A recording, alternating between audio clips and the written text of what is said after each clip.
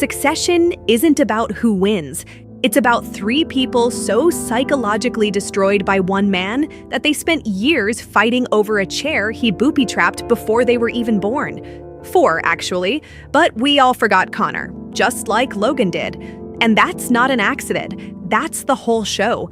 Every single Roy child was built to fail, not by circumstance, not by bad timing, but by design. Logan didn't raise heirs. He raised competitors who were never actually allowed to win. And by the finale, every one of them lands exactly where their psychology always intended. If that breakdown sounds like something you want to get into, subscribe, because we're going deep. Logan Roy didn't raise children. He ran a 4-decade psychological experiment with zero ethical oversight. And the results are exactly what you'd expect. Here's the thing about Logan that the show wants you to sit with. He wasn't a cartoon villain. He wasn't twirling a mustache in a boardroom. He was a man who came from genuine poverty, genuine trauma, and built something enormous out of sheer psychological force. And somewhere along the way, he decided that the thing that made him, that brutal, zero-sum, trust nobody worldview, was the thing he was going to pass down. Not money, not opportunity, that. So every parenting decision Logan ever made was essentially the same decision. Make them need my approval. Never fully give it. And watch what happens. What happens is Kendall. What happens is Shiv. What happens is Roman. 3 people who are each genuinely talented in their own way, and each completely unable to function the moment it actually matters. Because functioning would have required a psychological foundation that Logan systematically refused to build. You can't give your kids a stable sense of self and also keep them endlessly hungry for your validation. Logan understood that intuitively. Whether he made that choice consciously is the question the show never fully answers. And honestly, that ambiguity is what makes him one of the greatest characters in television history. And Connor, who Logan had with his first wife. Connor, who grew up in a ranch, basically in exile. Connor, who the show uses as a punchline, and who is somehow the most honest portrait of what Logan's neglect looks like when it's just pure and undiluted. No competition, no grooming, just absence. Connor didn't get weaponized, he just got left. And in some ways, that's the most brutal thing Logan did. And here's where I'm going to say something that's going to make a lot of Succession fans genuinely uncomfortable. I think Logan was right about his kids. Not morally, not as a father, but as a CEO making a cold assessment of the people around him, he was right. Kendall couldn't hold power without collapsing under the guilt of it. Shiv couldn't separate her ego from her strategy. Roman couldn't take anything seriously long enough to actually lead. Logan saw that. He saw it clearly.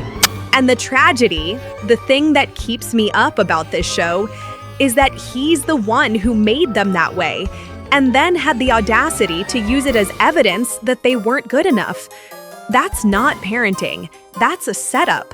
That's building a maze and then judging the rats for not finding the exit. And what gets me is how long it took me to see it. Because the show is so good at making you root for Kendall, making you think this time, this season, he's actually going to do it. And you're watching and you're invested, and then you realize, oh, I've been doing exactly what Logan trained everyone around him to do. I've been waiting for one of his kids to earn something that was never actually on the table. The throne was never available. Logan made sure of that. Not because he was protecting the company, though that's what he told himself, but because a world where one of his kids genuinely surpassed him was a world Logan Roy's ego could not survive.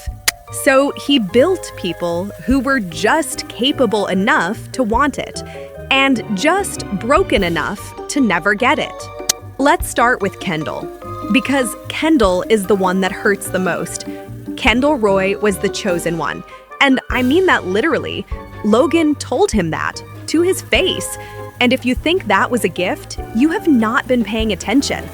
Being chosen by Logan Roy isn't a blessing, it's a target. It's a weight that was specifically calibrated to be just heavy enough to crush you slowly.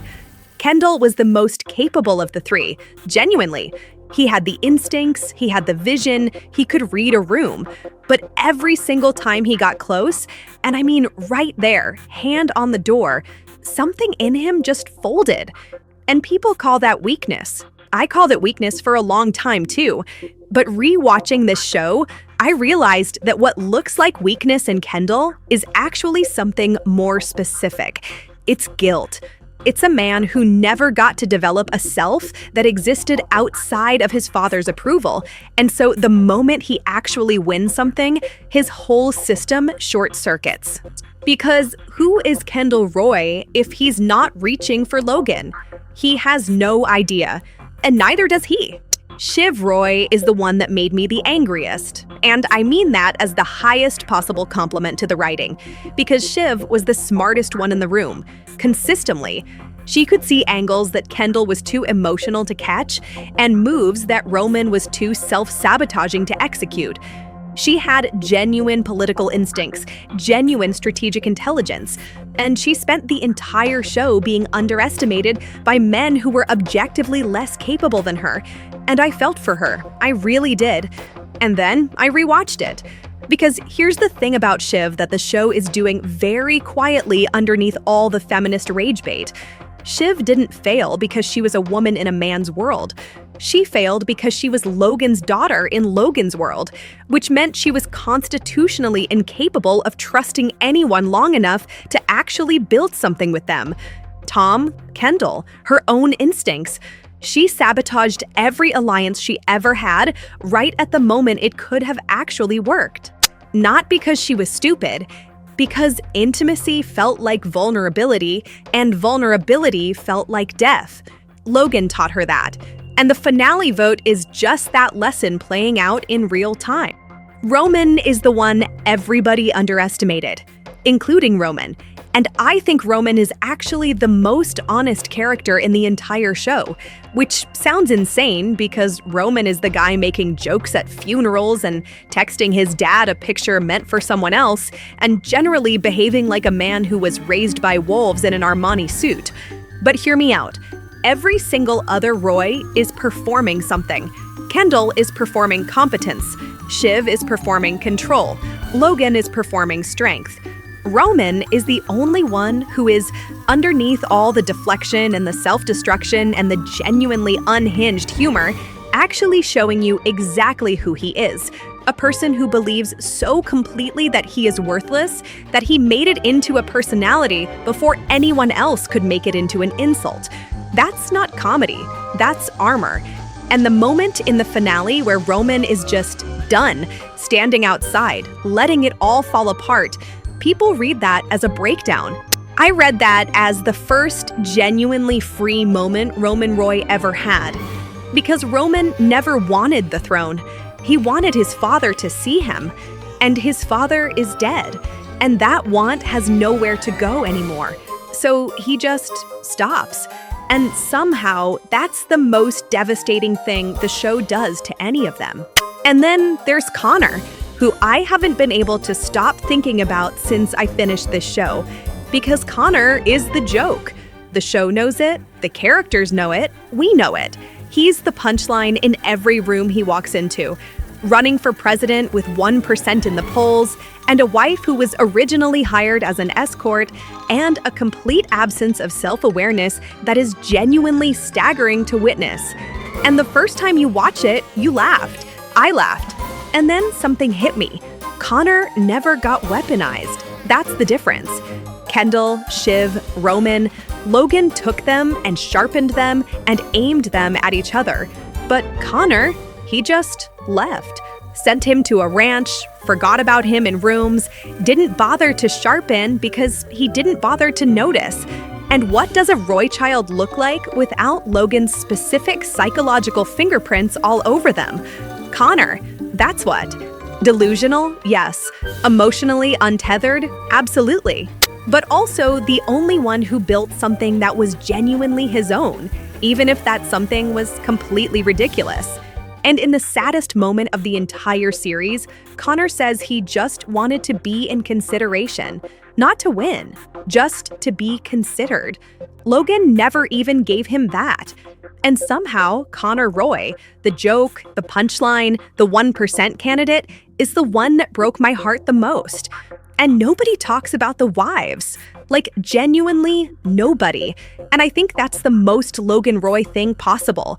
That even in death, even in a show that is explicitly about his legacy, the women he married are still somehow footnotes. But here's what I keep coming back to.